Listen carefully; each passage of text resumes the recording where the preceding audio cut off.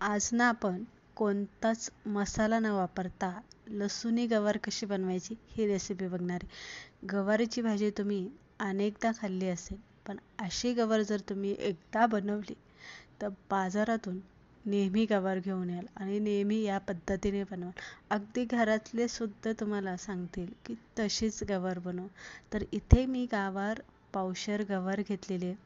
गवार घेताना आपल्याला ताजी, फ्रेश आणि थोडीशी कवळी घ्यायची. खुडताना गवार मोठी खोडायची, बारीक अशी खुडायची नाही आहे. लसूण आपल्याला इथे भरपूर घ्यायचा आहे. एक छोटी वाटी मी लसूण घेतलेला आहे. लसूण आपल्याला एखाद्या कशाने खलबत्त्यात टेचून घ्यायचा आहे आणि गवार आपल्याला धुवून पाण्यामध्ये थोडा वेळ ठेवायची. ही झाली आपली पहिली तयारी. आता आपण छान तिला तडका देणार आहे. थोडंसं तेल आपल्याला इथे जास्त लागणार आहे.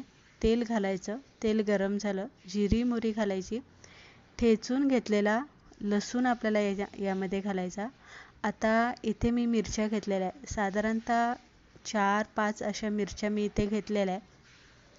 मध्ये अशा चिरून घ्यायच्या आहे. लसणाबरोबर त्यासुद्धा तेलामध्ये आपल्याला फ्राय करून घ्यायच्या आहे. आता मसाला कोणताच घालायचा नाही. फक्त यामध्ये काय घालायचं आहे, हळद घालायची आहे, हिंग अर्धा चमचा घालायचा आहे आणि 1 चमचा धने पावडर घालायची आणि बारीक चिरलेली कोथिंबीर घालायची. तेलामध्ये हे सगळं आपल्याला हलवून घ्यायचं. अगदी थोडासा सेकंदभर आपल्याला तेलामध्ये परतून द्यायचं हळद, हिंग आणि धने पावडर. नंतर गवार जी आहे ती आपल्याला निथळून यामध्ये घालायची. गवार मोठी खुडायची आहे, बारीक खुडू नका. दुसरी गोष्ट म्हणजे गवार शक्यतो तुम्हाला कवळी अशी मिळाली तर कवळी घ्या. जास्त जाड, जास्त निबार झालेली गवार घेऊ नका. मीठ घालायचं आहे आपल्याला.